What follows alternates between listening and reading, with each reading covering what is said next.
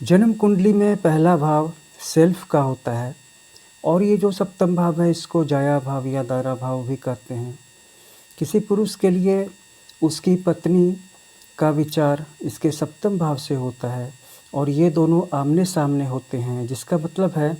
कि जैसे पाणी ग्रहण में कन्या और वर आमने-सामने बैठते हैं विवाह में, वैसे ही ये जो विवाह के लिए प्रतिनिधि ग्रह हैं और भाव हैं वो भी आमने-सामने पड़ते हैं। तो अगर इस कुंडली में लग्न के स्वामी का संबंध किसी भी तरह से सप्तम भाव के स्वामी के साथ हो जाता है, तो पति और पत्नी जीवन में जो भी काम करते हैं मिल-जुल करके करते हैं। एग्ज़ाम्पल के लिए कि मैंने आपको बताया कि अगर किसी का लग्नेश तीसरे भाव में बैठा हुआ है और अगर उसका सप्तमेश सप्तम भाव से उठ करके नवम भाव में चला गया है, यानी सातवें भाव का स्वामी यहाँ से यहाँ चला आया है, लग्न का स्वामी यहाँ से यहाँ चला आया है, तो क्या होता है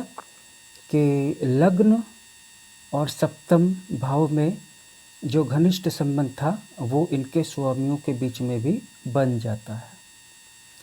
अब क्योंकि ये जो है किसी भी एक्टिविटी को पॉजिटिव वे में शुरू करने का थॉटफुल प्रोसेस से और पूरी पॉजिटिव एनर्जी पॉजिटिव एटीट्यूड के साथ शुरू करने का भाव है और नवम भाव सामाजिक संस्था या किसी कंपनी को रन करने का है, सप्तम भाव कंपनी का है और नवम भाव उसको चलाने का है, इस ढंग से चलाने का है कि उससे समाज की सेवा भी हो सके या इकोनॉमी का भी विकास हो सके। तो ये दोनों यहाँ पे बैठ के एक दूसरे को देखेंगे। लग्नेश तृतीय में चला जाएगा और लग्नेश सप्तमेश नवम में चला जाएगा। ये दोनों एक दूसरे को सप्तम सप्तम देखेंगे। तो यहाँ पे पति पत्नी कोई भी काम करेंगे तो एक दूसरे के साथ करेंगे, एक दूसरे को बता करके करेंगे और ज़्यादा संभावना है कि ये दोनों किसी कंपनी को रन करेंगे, किसी संस्था को चलाएंगे। और इसके अलावा